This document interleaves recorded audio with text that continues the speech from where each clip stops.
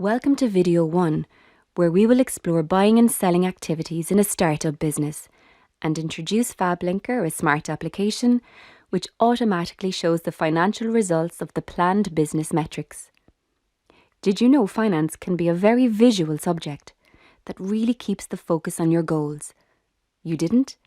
Well, have a look at FabLinker, the minimum financial model.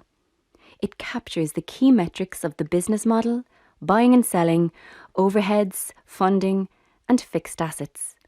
And it instantly shows if the business will make a profit and be stable in terms of its cash position using the financial scorecards, the profit and loss account, the cash flow, and the balance sheet.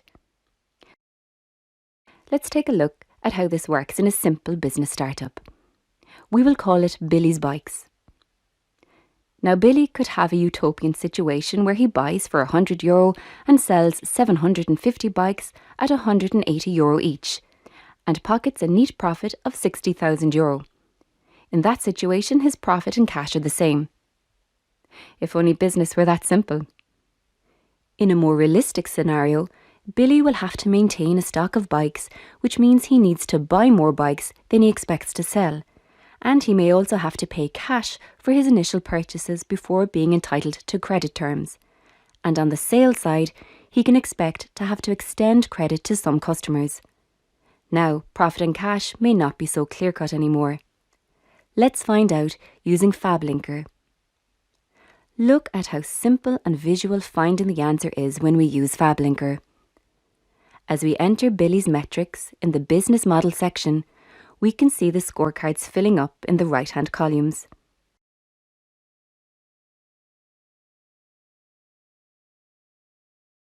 And Billy hasn't done too badly. He has 60,000 in profit, he has more than 50,000 in cash, and he has debtors in stock which more than offset his creditors. In video 2, we will see what happens to Billy when we include overheads in his plan. Thanks for watching.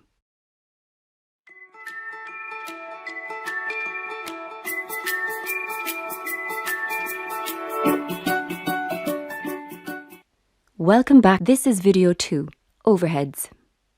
Billy's story so far. He logged his projected buying and selling activities, and his financial scorecards look pretty healthy. Let's see what happens when he includes his predicted overhead expenses. Billy has done a very thorough job. He has calculated his rent, salaries, insurance, telephone, advertising, printing, electricity, and accounting fees. And they total €42,500. He also projects variable expenses in the form of sales commissions at 10% of sales, and he budgets to pay 100% of all overhead expenses within the period. Let's see how that looks in FabLinker. He enters his fixed overheads, his variable, and the 100% payment target. See the overheads hitting the profit and loss account, reducing the profit considerably, and putting us into a negative cash position. Billy's scorecards don't look so healthy now, but it's too soon to panic. Funding and fixed assets are next. Thanks for watching.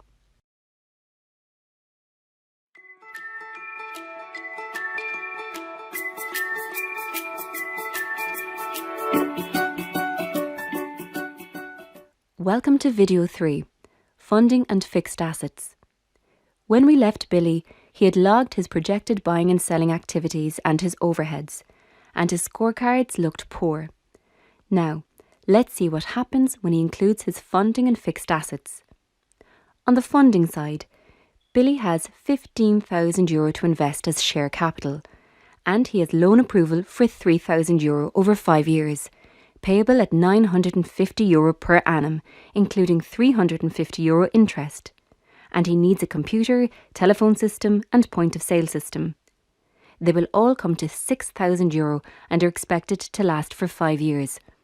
Let's add that information to Billy's model in FabLinker. We enter our new investment, our loan and repayment schedule, our asset acquisition, and a depreciation rate. So the net result is that the profit has weakened somewhat, but his cash position is now stable. So overall, you could say that Billy's scorecards seem okay. But could he do better? In video 4, we will see how he could increase his profit. Thanks for watching.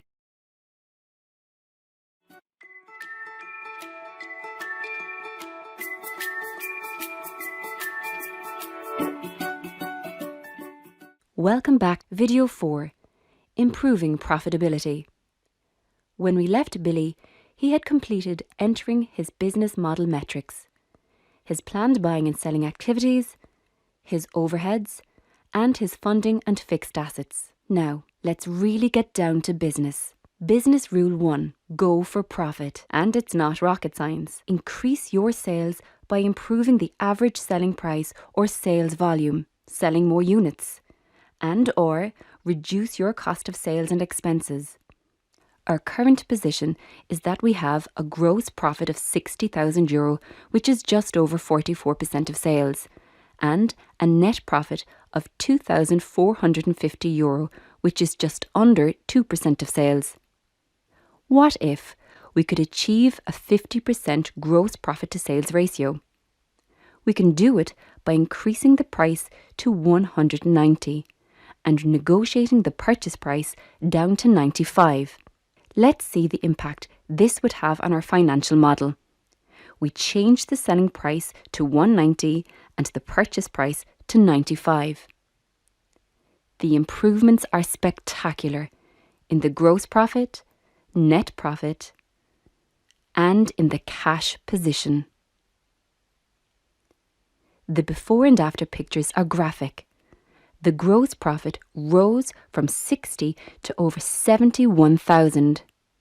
Net from 2,450 to nearly 13,000 euro, and the cash improvement from just under 7 to nearly 17,000 euro. And now that we have fine-tuned Billy's profitability, in video 5 we will make sure his business won't run out of cash. Thanks for watching.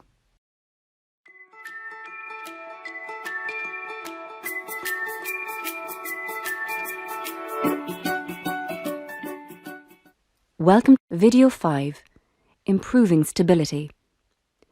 When we left Billy, he had built his business model and fine-tuned it for profitability. Now, let's make sure the business is stable. Business rule number 2, don't run out of cash. Raise enough long-term capital from the start and maintain liquidity by establishing effective working capital policies. Let's explore capital. The key is to get the right amount, the Goldilocks test. Not enough leads to failure, too much means a low return to investors. You must plan carefully to get it just right, with a smart balance between equity and borrowing. Borrowing helps a business expand without diluting ownership, but creates risk if payment schedules are not met. High gearing, that's where borrowings are greater than equity, is great when the sun shines, profits are high and interest rates are low. But not so great if the economic climate turns and profits are low while interest rates are high. Now, let's look at the front line of stability. Liquidity. Liquidity is having enough cash to meet your day-to-day debts. In a trading company such as Billy's, it means converting stock into debtors, then debtors into cash, quickly enough to avoid running out of cash. Remember, these two situations are not the same, because stocks are further back in their liquidity cycle. And never forget, assets consume capital. So only invest in fixed assets to generate profit, and keep inventory and debtors as low as you can without damaging target customer service levels. And to illustrate that point, let's look at this what if. We buy new equipment for 8,000 instead of 6.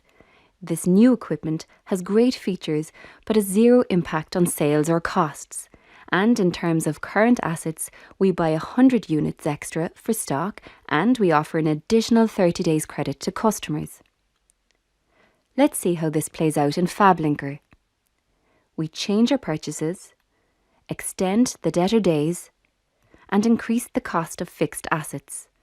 And the net effect of all this, the current ratio has fallen, though not alarmingly, but the acid test has nearly halved, and worst of all, we've almost wiped out our cash pool. So we won't be making those changes. We will leave Billy's business model as it was.